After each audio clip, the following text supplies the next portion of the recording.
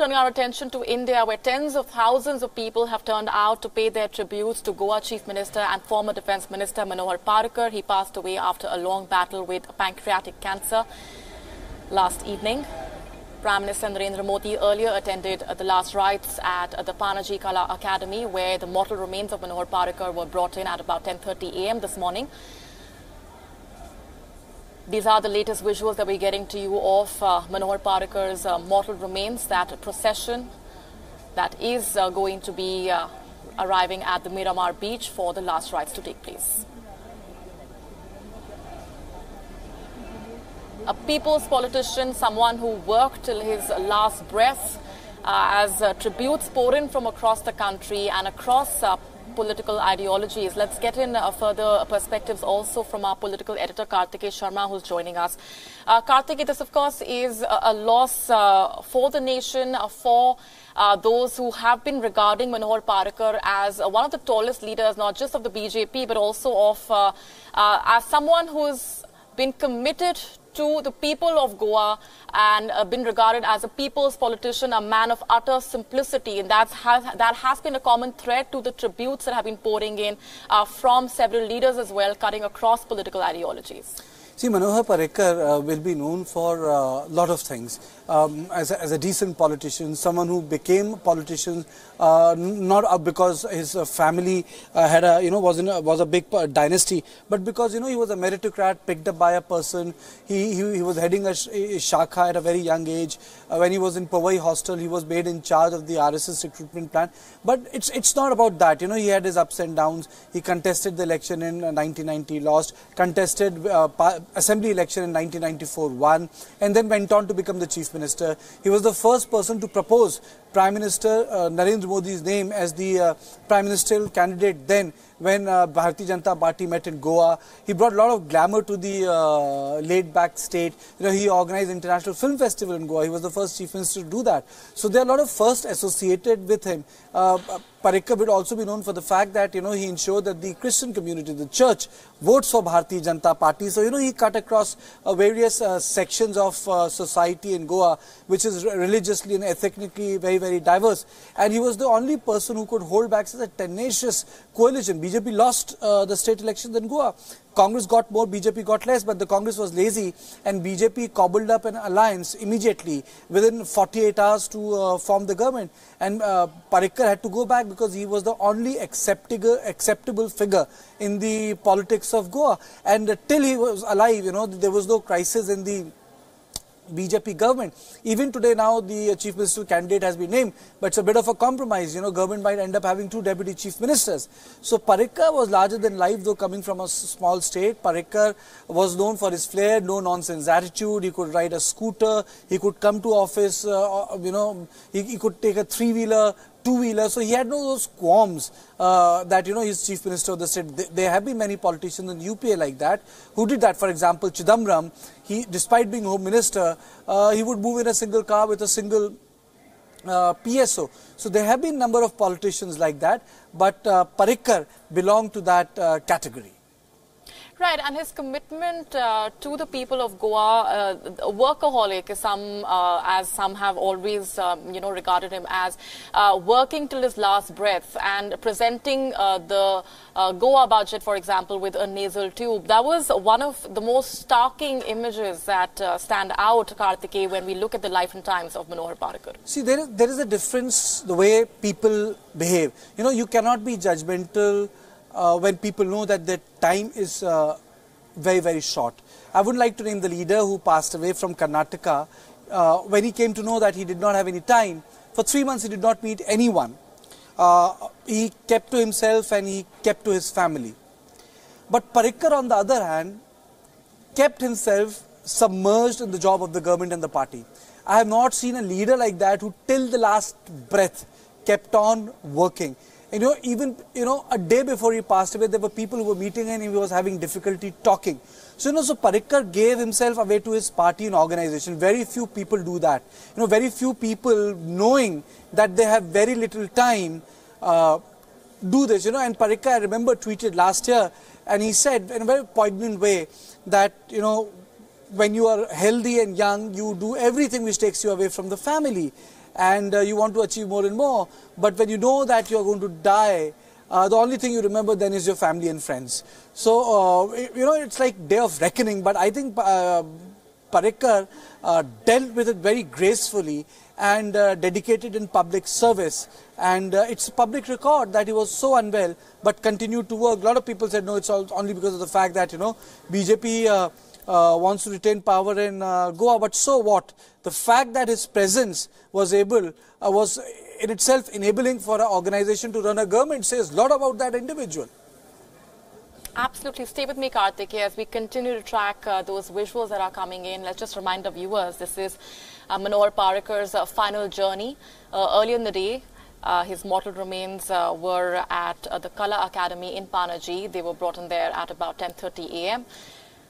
A string of leaders, of course, Prime Minister Narendra Modi joining tens of thousands of people in paying their tributes to the people's politician Manohar Parrikar. He breathed his last at his residence in Goa last evening. He had been struggling to fight pancreatic cancer. 63 years of age, someone who's been regarded as a leader who's respected across party lines, and that's been the common thread that's been running through the tributes that have also been pouring in from across the country. His mortal remains arriving at the Marimar Beach, where his last rites will take place.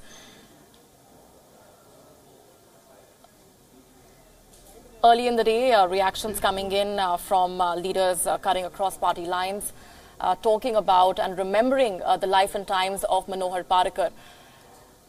Karthikeyan Ayatiyan, who was one of the first to actually take the political plunge, and his perseverance and his commitment to fighting for people's rights, and that's something that even his cabinet colleagues have been talking to us about. Share with us some of the memories that have also been spoken of over the last few hours by those who work closely with him, not just at the national level when he was the defense minister, but in the state of Goa, and people's reactions that have been coming in, paying their tributes as well. See, Parrikar was a quintessential an RSS boy. He, despite being an IITian, despite being the fact that he wanted to do business, despite being the fact that, his public service from the perspective of RSS, he was loaned to Bharatiya Janata Party by RSS in 88, 89. It's in a similar process. Narendra Modi was also loaned to Bharatiya Janata Party by RSS. Like, for example, Ram Madhav has been loaned to Bharatiya Janata Party by RSS. These are the people who came from RSS and they started working in Bharatiya Janata Party. Even Atal Bihari Vajpayee, L.K. Advani were part of RSS, became part of Bharatiya Jan Sangh, and that's how they came in active public life. So he was first among equals. That is why, people would say that whose camp does Parrikar belong to? And people would say the Parrikar is a camp in himself, He doesn't need a camp because RSS is like a brotherhood, the fraternity. So, Parrikar came from the motherboard, came from the mother organization. So, he was different that way.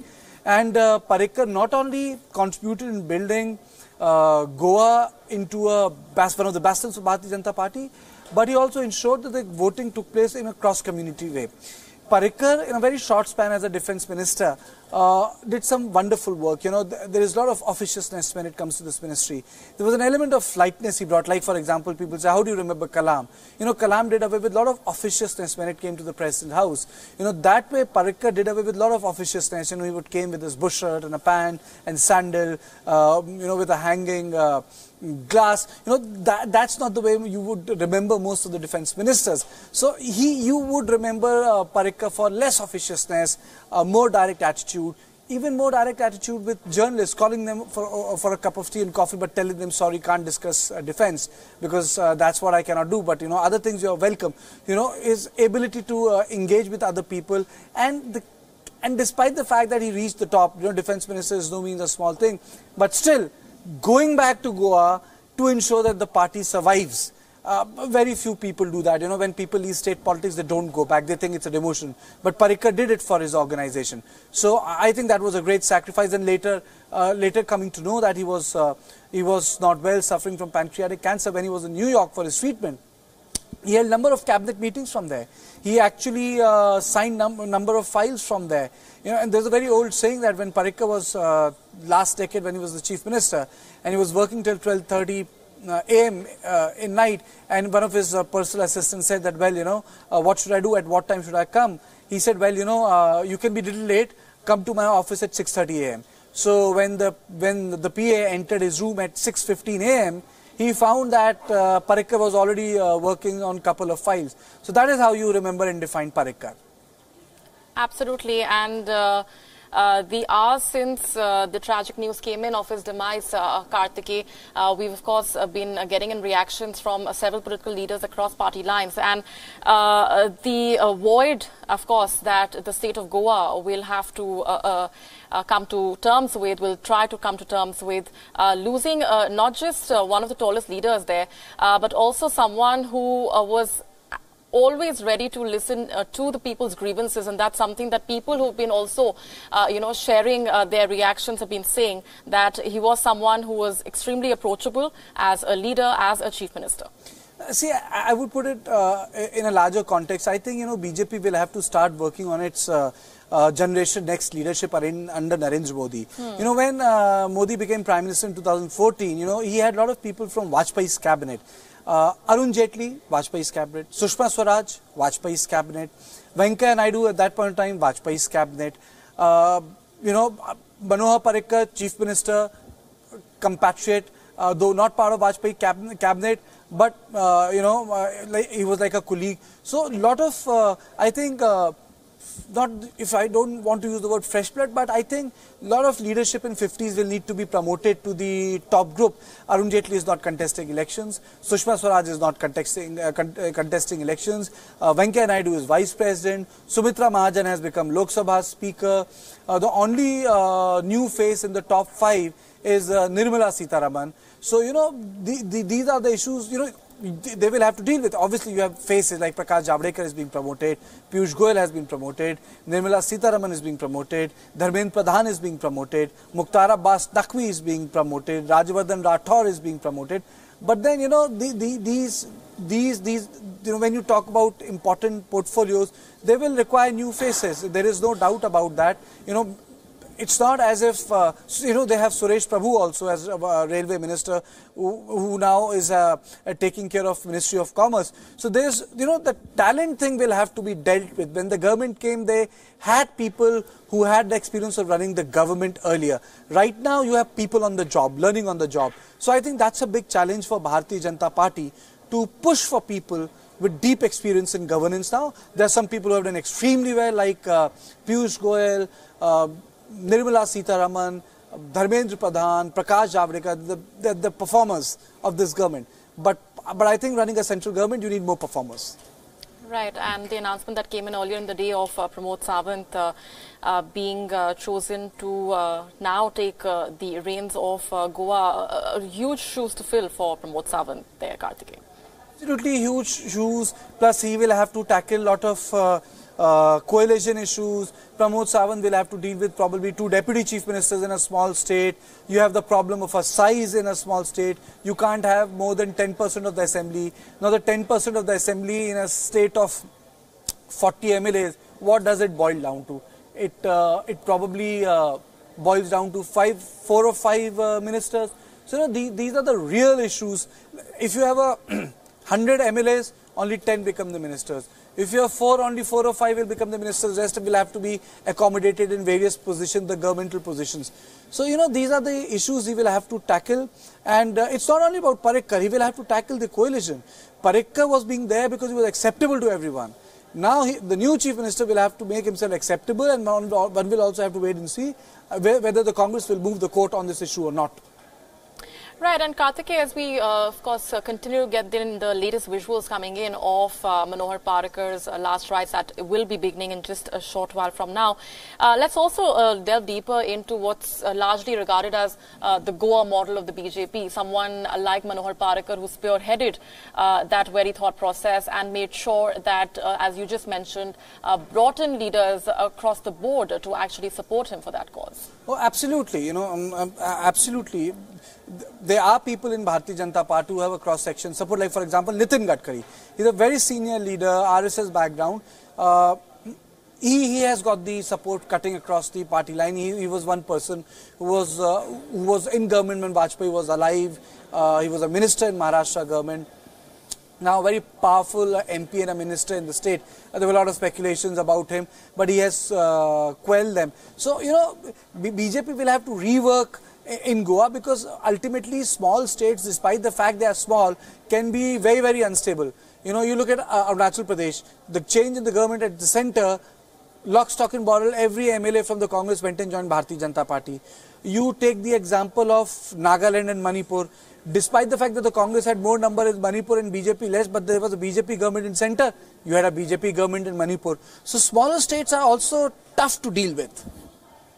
Absolutely, and playing a critical role when it comes to actually ironing out those differences on multiple occasions, not just within the party's camp in Goa at a national level also, but across the board with the leaders from different parties.